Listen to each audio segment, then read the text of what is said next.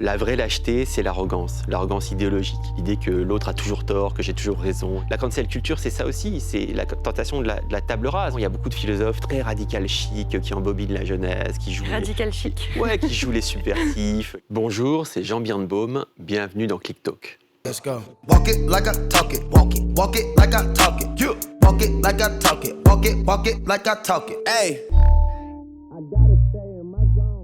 Comment ça va, Jean? Ça va bien, ça va et vous? Ça va très bien, merci beaucoup d'être là. Merci, je suis ravi. Vous êtes journaliste, essayiste, directeur du Monde des Libres et vous venez de sortir un ouvrage que je trouve nécessaire, surtout en ce moment, qui s'appelle « Le courage de la nuance ». Mais vous le dites, la nuance, c'est pas la mollesse, c'est pas la tiédeur, au contraire. Et dès l'ouverture du livre, vous citez Albert Camus qui dit en 1946 « Nous étouffons parmi les gens qui pensent avoir raison ». Pourquoi aujourd'hui il faut du courage et pourquoi c'est courageux d'être nuancé aujourd'hui? Parce que vous l'avez déjà très bien dit, c'est-à-dire que souvent, et moi j'ai été éduqué aussi un peu dans cette idée-là, on dit qu'être nuancé, c'est être mou, c'est être tiède, c'est être lâche, etc.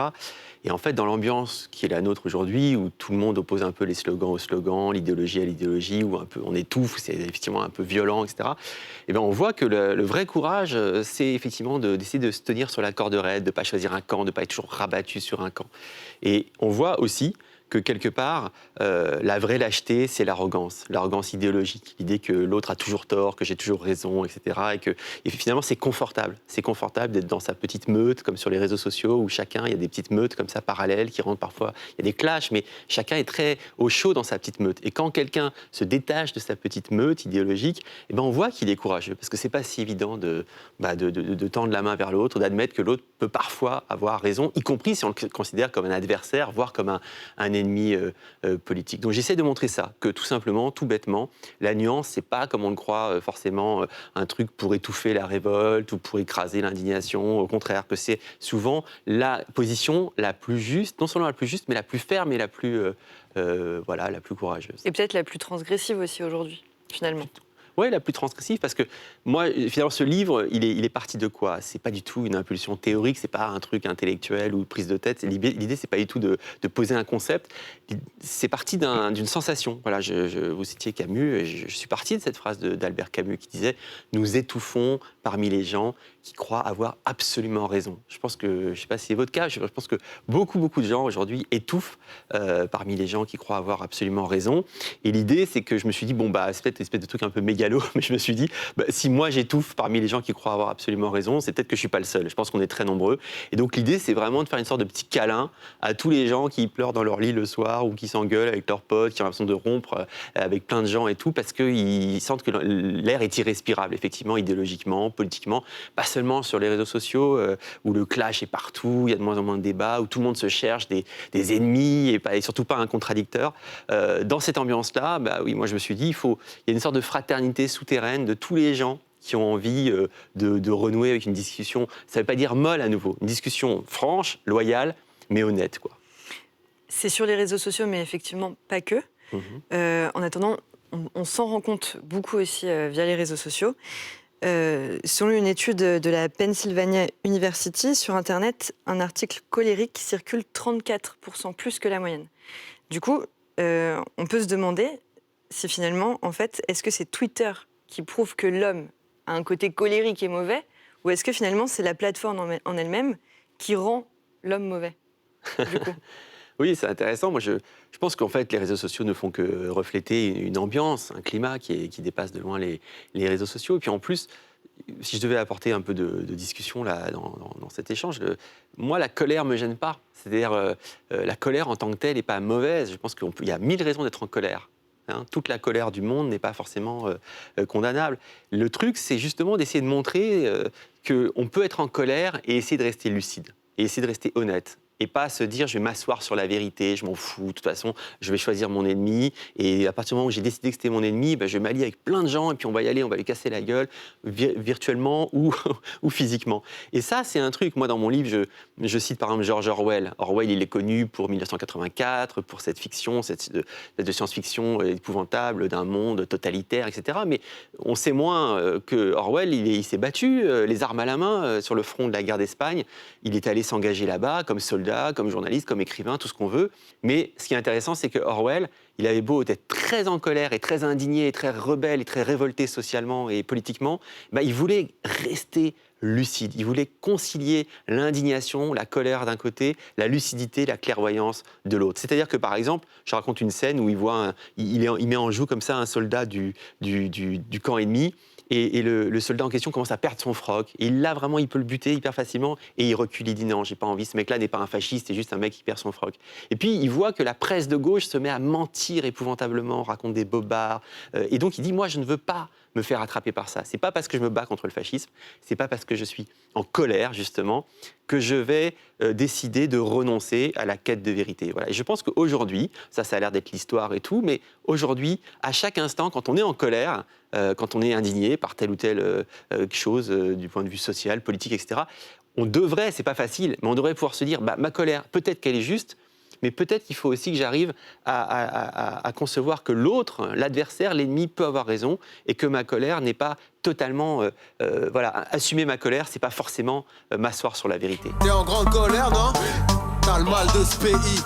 T'es en grande colère, non? On est en grande colère, non? On est en grande colère, non?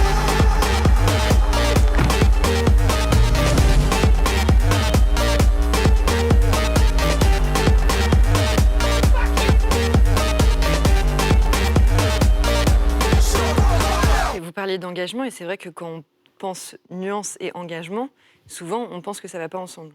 On se dit directement, un militant ne peut pas être nuancé. Et même, on se dit qu'un militant a besoin d'être radical pour pouvoir faire avancer les choses. Et oui, moi j'essaie de le montrer rien qu'avec l'exemple d'Orwell.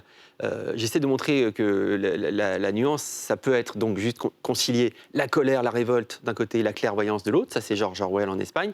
Et c'est aussi, je cite un écrivain, je ne sais pas si vous en avez déjà parlé sur Click, mais c'est Georges Bernanos, qui est un grand écrivain chrétien, qui était maurassien, royaliste, qui cassait la gueule des militants de gauche sur les Champs-Élysées ou ailleurs au quartier latin dans les années 1930. Donc c'était vraiment quelqu'un qu'on classerait aujourd'hui à l'extrême droite, en fait. Et Georges Bernanos, il était en Espagne au moment du déclenchement du coup d'État de Franco contre les républicains espagnols. Donc, au début, même, il applaudit, il trouve ça super. Il a son fils qui s'engage dans les milices, la phalange et tout, contre la gauche, les communistes, la racaille anarchiste, etc. Et puis, à un moment donné, Georges Bernanos, qui est donc très engagé, il voit sous les yeux un spectacle qu'il trouve dégoûtant. Il voit que l'Église catholique, qui est la chose à laquelle il tient le plus au monde, cautionne des crimes épouvantables où on tue des républicains, des communistes, des anarchistes de façon atroce et sans aucune raison, etc. Et tout d'un coup, il se retourne contre son propre camp. Et donc, est-ce que ça, c'est nuancé? Je ne sais pas, mais j'essaie de montrer que la nuance, parfois, c'est un aveuglement surmonté. C'est juste l'idée que j'ai le droit d'ouvrir les yeux sur les failles de mon propre camp, sur mes propres failles, l'idée qu'on n'est pas transparent à soi-même, que parfois on peut s'être planté, et donc garder sa colère, garder son engagement, mais ne pas totalement renoncer à être lucide et à considérer, à nouveau c'est très con, mais c'est vraiment l'essentiel, que l'autre, parfois l'adversaire, celui-même qui parfois vous traite en ennemi, parfois sur tel ou tel point, il peut avoir raison. Et donc ça, c'est très difficile à tenir quand on est militant, on est jeune, on est engagé, on est radical et tout.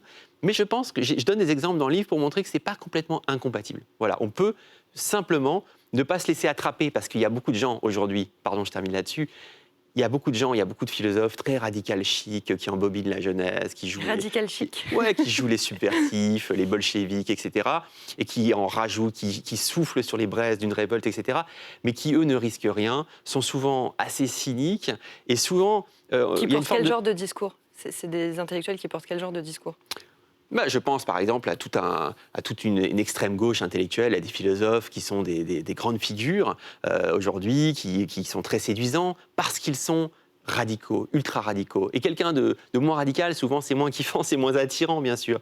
Mais je pense qu'il faut, quand on est jeune et révolté, se dire « Ah oui, lui il en rajoute, mais peut-être que quand même j'ai avantage à ne pas me laisser complètement embobiner. » Et j'ai avantage à m'en remettre à des gens qui ne se moquent pas de moi, qui ne jouissent pas de m'enfermer dans des trucs dont eux, ils savent qu'ils sont faux, mais qui, pour leur petit marketing de radicalité, leur petit marketing de subversion, sont très puissants. Donc je pense que, si vous voulez, il faut savoir de temps en temps tourner le dos ou se méfier des gens qui en pincent pour le pire, qui bandent pour le pire ou qui kiffent le pire, je ne sais pas comment dire, et des prêcheurs de haine qui en pincent pour le pire et qui ont vraiment pas du tout envie d'éclairer les esprits, ni même de libérer les gens, en fait, sur le fond. Donc ça, il faut avoir, mais c'est sensible, c'est presque physique, avoir l'oreille, avoir le corps aux aguets pour se dire, ah, attention, lui, dans son discours, ou elle, dans son discours, il y a quelque chose là qui cloche, il y a une forme de perversion, c'est pas sûr que ce qu'ils veulent, c'est la libération de l'humanité, l'émancipation sociale, la justice, etc.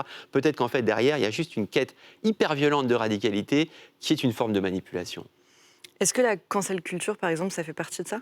Ça fait partie de ce phénomène de radicalité et de militantisme d'Internet, seulement sur Internet? C'est une vraie question. La cancel culture, ce qu'on appelle la cancel culture, ça regroupe des choses extrêmement différentes. Mais ça rejoint complètement le débat, parce que moi, je considère que c'est tout à fait normal qu'il y ait toute une jeunesse ou tout un tas de gens révoltés qui se disent il faut en finir avec des choses, il faut en finir avec des choses qui sont indignes, qui relèvent de l'esclavage, qui relèvent de l'oppression, des noms propres, des écrivains, des faits dont on a trop longtemps masqué ou occulté qu'ils étaient porteurs d'une forme d'oppression, de domination, de violence. Et donc, il faut qu'on remette ça en place, ou même voir qu'on l'efface. Moi, je pense qu'il faut faire gaffe avec cette notion d'effacement. On doit pouvoir remettre à sa place tel ou tel fait, remettre à sa place tel ou tel écrivain, sans forcément l'effacer. Et je pense que justement, elle est là, la nuance. Je veux dire, moi, je pense qu'il y a des philosophes que je lis, qui ont été des nazis, et dont il n'est pas question pour moi de dire, parce qu'ils ont été nazis, je vais arrêter complètement de les lire. Il y a dans l'histoire, l'histoire s'est fait comme un millefeuille, comme ça, de choses belles et moins belles.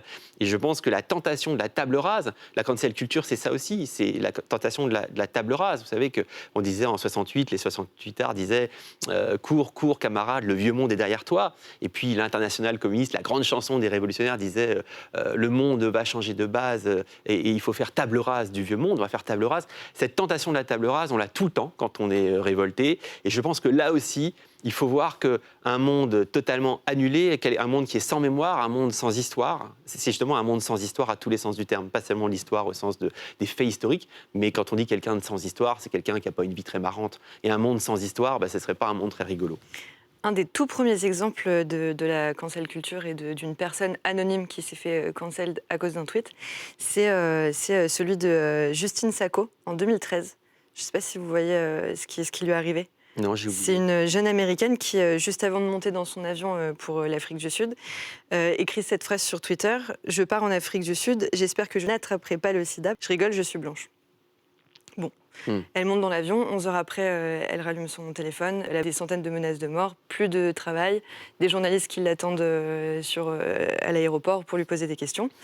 Voilà, que ce soit de Justine Sacco en 2013 jusqu'à plus récemment Mila, ou même avec tout ce qui... Mais qu'est-ce qu'elle voulait dire, là? Moi, je ne comprends même pas ce qu'elle voulait dire. Je ne comprends même pas le sens de la blague, en fait. Pour moi, ce n'est pas de la cancel culture. Si vous voulez, pour moi, c'est juste, si j'avais fait ce tweet, je m'auto-cancellerais, je ne sais pas comment dire, je m'auto-annihilerais, j'irais me planquer en Sibérie. J'arrive même pas à comprendre tellement ça me paraît taré d'avoir écrit ça.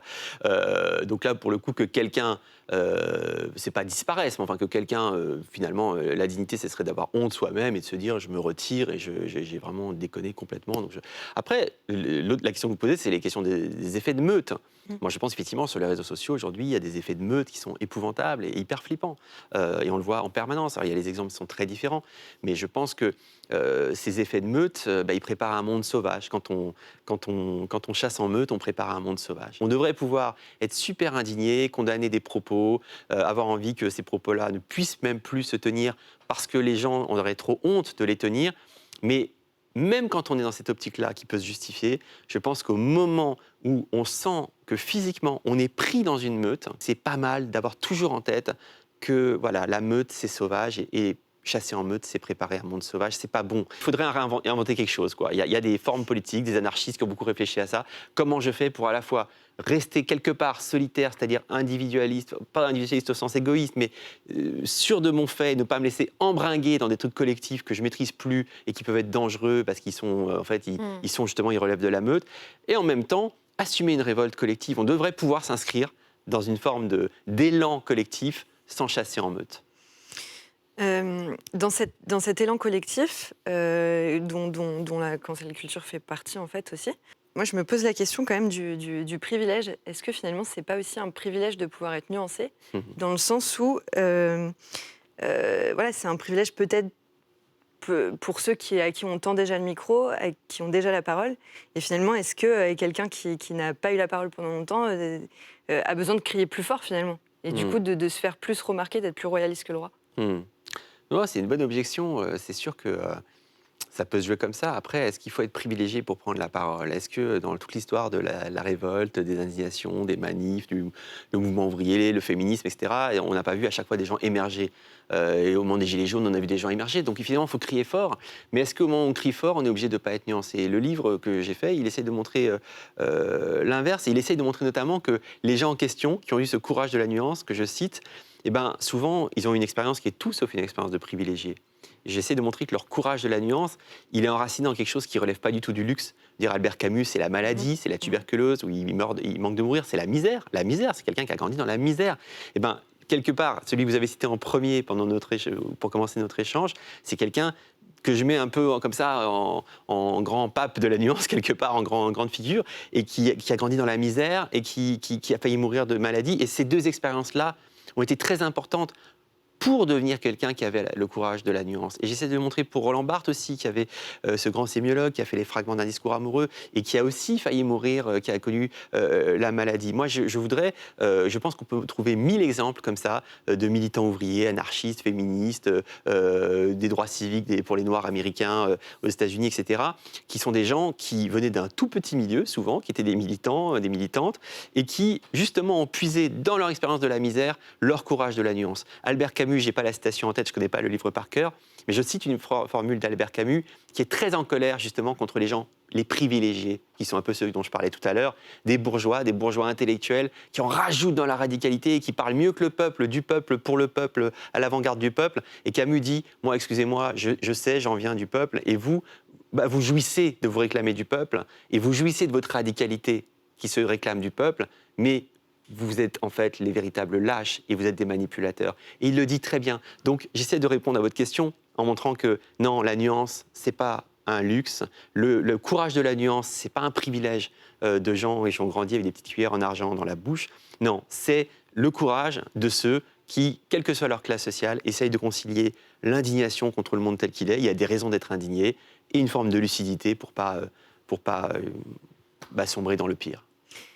Il y a une phrase dont j'aimerais bien parler avec vous et qui revient souvent depuis quelques années, c'est la fameuse « on ne peut plus rien dire ». Est-ce que c'est vrai? Est-ce qu'aujourd'hui on ne peut plus rien dire? Moi, alors c'est vraiment une bonne question. Moi, je pense que c'est faux, c'est complètement faux. Mais je trouve ça dommage qu'on laisse à Zemmour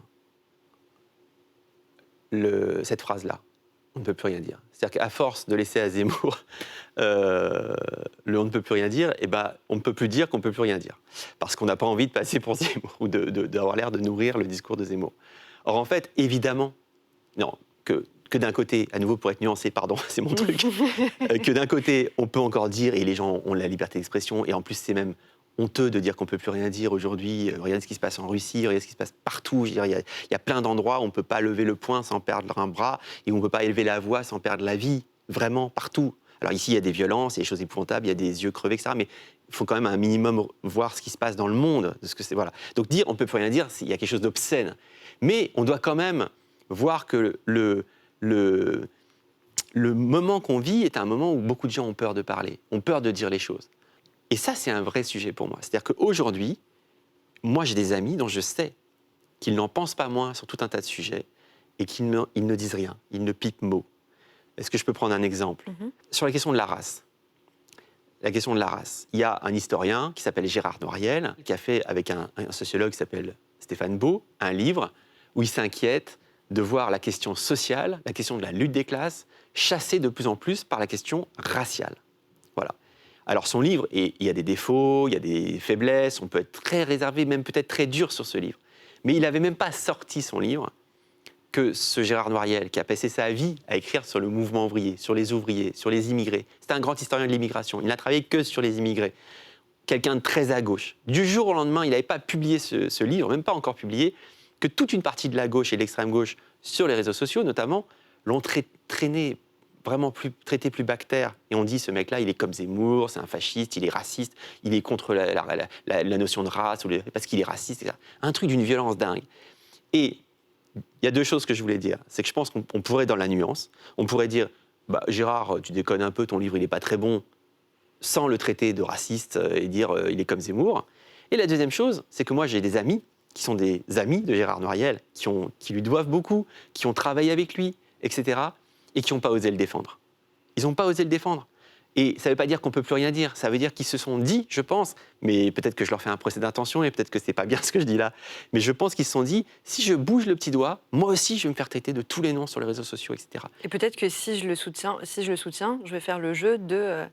je vais faire le jeu de l'extrême droite souvent, parce que c'est souvent ça qu'on entend. Et d'ailleurs, vous faites tout un chapitre sur cette expression « faire le jeu de ouais. ». Donc je montre qu'elle est ancienne, qu'elle est vieille comme le monde. George Orwell, donc encore pour revenir à lui, l'auteur de 1984, etc. Il en parlait dans les années 30, dans les années 40, pour dire on ne peut plus rien dire, justement. On ne peut plus rien dire parce que dès qu'on dit quelque chose d'un peu vrai, on est accusé de faire le jeu de l'ennemi. Et là, on l'entend partout. Ouais. On regarde. Vous avez réagi très vivement à cette liste, estimant qu'Emmanuel Macron jouait le jeu des décoloniaux. En quoi, en rendre hommage à des personnalités de la diversité, contribue à faire le jeu des décoloniaux? Lorsque j'ai entendu M. Estrosi au cours de ces événements tragiques, il a fait le jeu de l'extrême droite. Et je vous le demande au nom d'une certaine idée que nous avons en partage, de la démocratie, de la République, ne faites pas le jeu de l'extrême droite.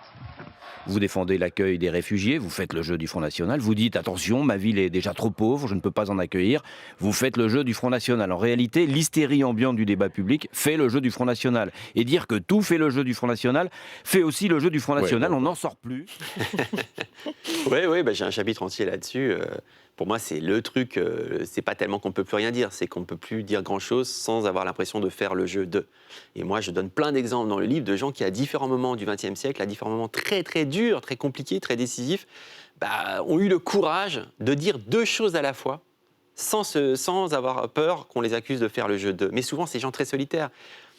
Est-ce que je peux prendre un exemple? Par exemple, une jeune femme ou un jeune homme socialiste dans les années 1930, qui est antifasciste, qui voit la montée du fascisme, enfin la prise du pouvoir du fascisme en Italie, la montée d'Hitler en Allemagne, etc., et qui est donc profondément antifasciste, qui veut se battre contre le fascisme, et bien s'il commence à dire « Ah oui, mais il y a un truc en URSS, là, qui s'appelle, en Union soviétique, en Russie, qui s'appelle le goulag, c'est l'horreur absolue, et il n'est pas question pour moi de cautionner ça parce que je suis de gauche », et bien tout le monde lui disait « Attention, en disant ça, tu nous affaiblis, tu sers objectivement, c'est ça aussi, tu sers objectivement le camp adverse, donc tu fais le jeu du fascisme. » Et ce raisonnement-là, c'est un raisonnement mortifère. Je pense qu'à chaque fois que vous êtes en train de dire quelque chose dont vous considérez, dans un débat quelconque, politique, social, etc., dont vous considérez qu'il faut le dire au moment où vous le dites parce que ça éclaire et que ça permet d'avancer dans le débat, et que les autres vous disent attention, en disant ça, tu fais le jeu de, tu risques de faire le jeu de, et alors de tout le monde, de l'extrême droite, de l'extrême gauche, de qui vous voulez, il faut tenir bon sur son désir. Il faut dire non, c'est l'inverse.